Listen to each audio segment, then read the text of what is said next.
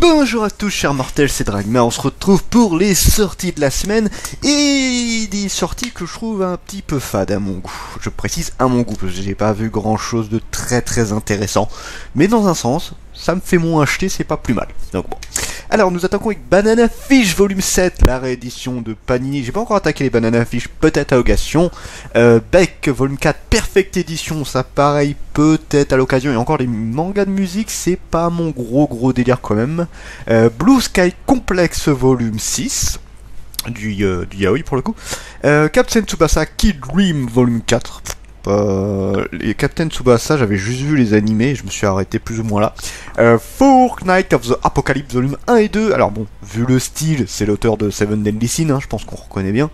Alors, Percival... J'aime bien le... vit seul avec son grand-père Bargui au sommet d'une haute montagne nommée le Doigt Divin. Il y mène une vie heureuse, préservé du monde extérieur, mais les jours de ses 16 ans il a 16 ans là, putain. Son destin bascule, un mystérieux guerrier à l'armure rouge s'en prend violemment à lui et son grand-père. En effet, ce chevalier sacré de Camelot est chargé d'éliminer quiconque s'apparenterait au Fortnite of the Apocalypse, un groupe de cavalerie qui, d'après la prophétie, apparaîtrait pour renverser le roi Arthur. Laissé pour mort, Percival survit à ses blessures et décide de partir en quête de vengeance et d'aventure. Alors c'est vrai que quand tu vois le résumé, quand tu vois la couverture, je m'imagine pas du tout ça. J'ai l'impression de voir une petite aventure toute joyeuse et pas du tout un truc de vengeance vis-à-vis à la mort, tout ça. Et ouais, ben, il fait pas 16 ans là le mec, on dirait un gamin de 10 ans, et encore, hein, c'est à peine si son casque tient sur sa tête. Mais bon, ouais, pourquoi pas, c'est à regarder. Je suis pas sûr que je vais acheter ça tout de suite, je pense que je vais peut-être, soit je l'emprunterai, soit j'attendrai un peu. Mais j'avoue que Fortnite of the Apocalypse, c'est pas le manga que j'attends le plus pour l'instant.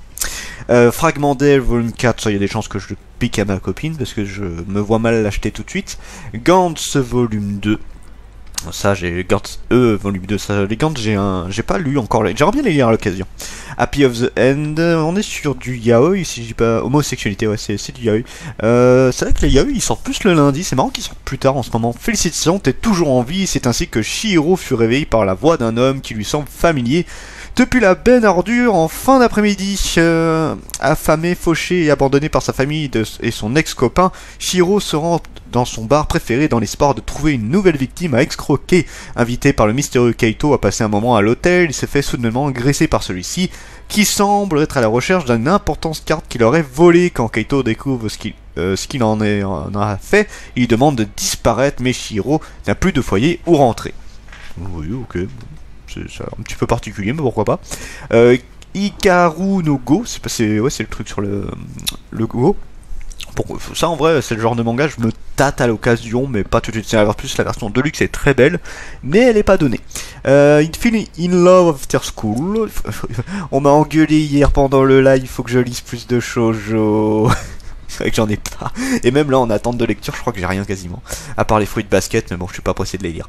L'homme qui tue Nobunaga, volume 6. Ouh, la tête est un peu spéciale.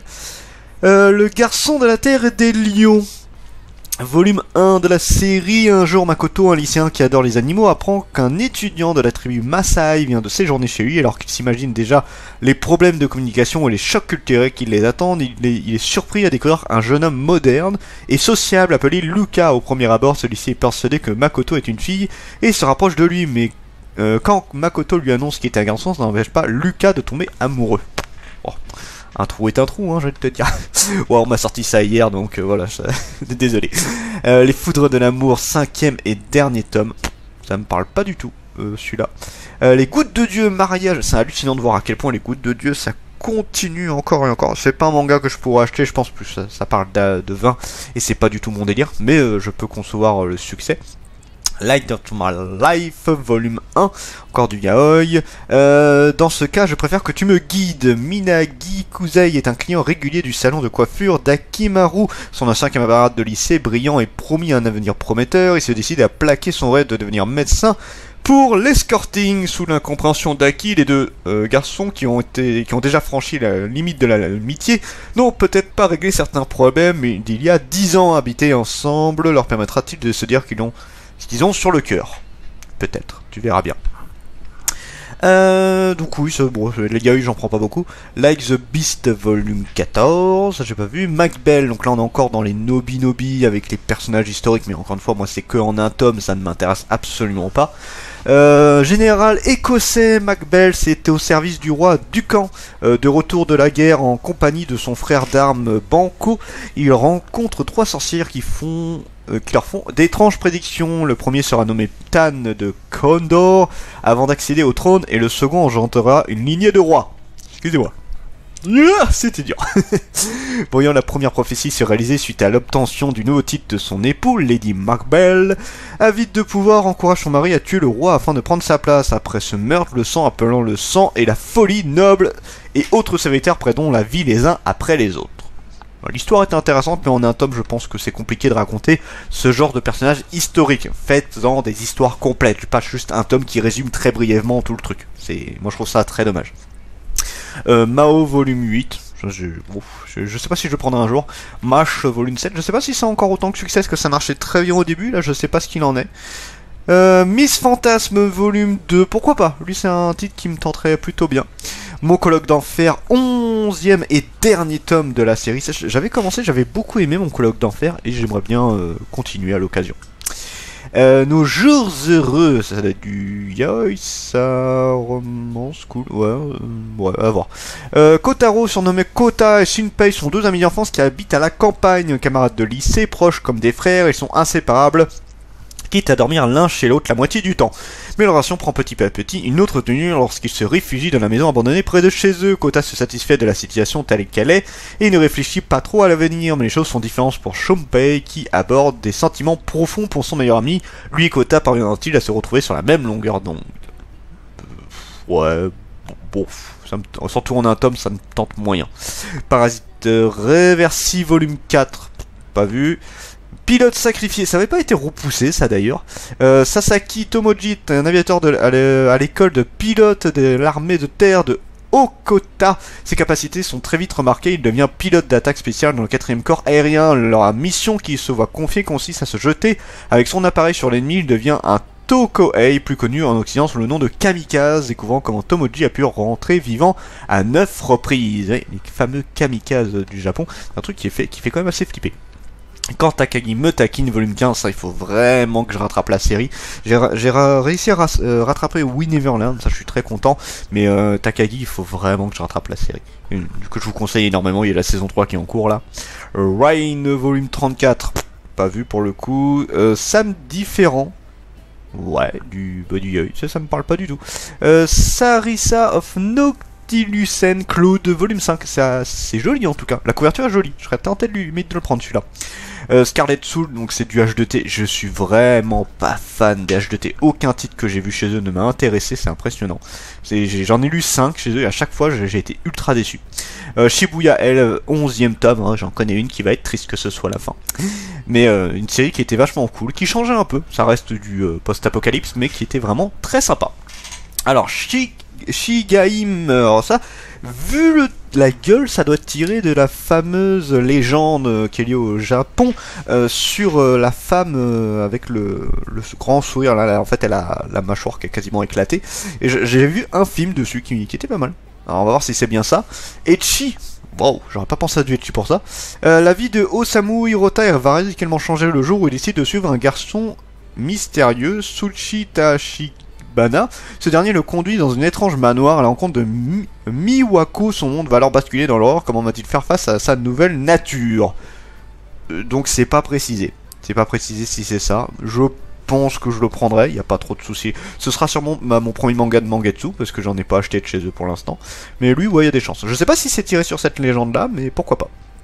Snow White et Alice, volume 6. Pas pris pour l'instant. The Fable, volume 6, pas pris également. Un baiser au goût de mensonge, je ne l'ai pas pris. Donc là, on a le 4 et 5.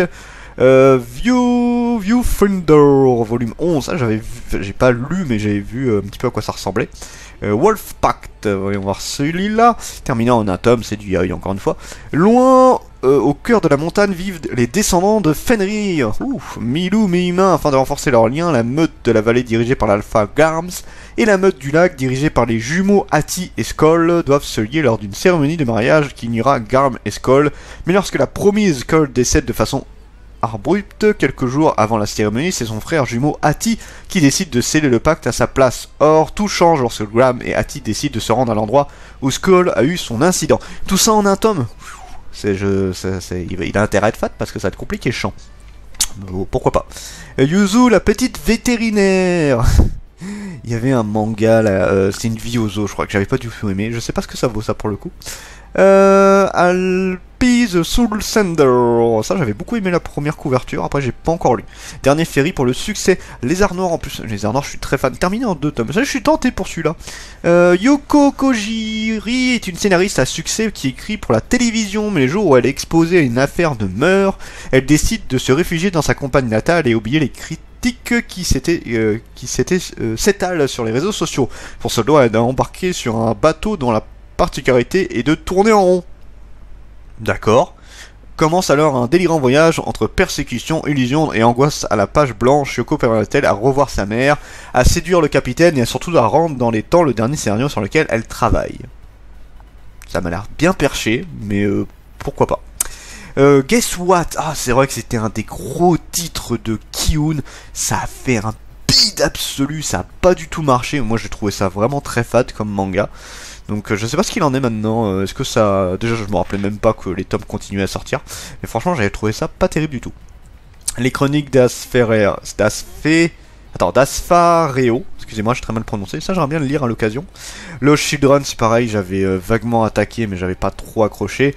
Nos temps contraires, je ne te laisserai pas mourir, ça j'ai pas vu. Switch Me On, pas vu. The Killer Inside, j'avais vu le début, faudra que je continue. Boruto, moi j'ai pas du tout continué sur ça. Comme les autres, pas vu. Gintama, 71e tome, quand même, hein, ça va loin. Hein. J'ai jamais vu les Gintama, faudra que je teste à l'occasion.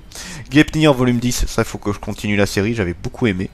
Love Free Zone volume 1, ça me tente bien, en vrai, ça me tente beaucoup. Amour, école, ouais. Alors...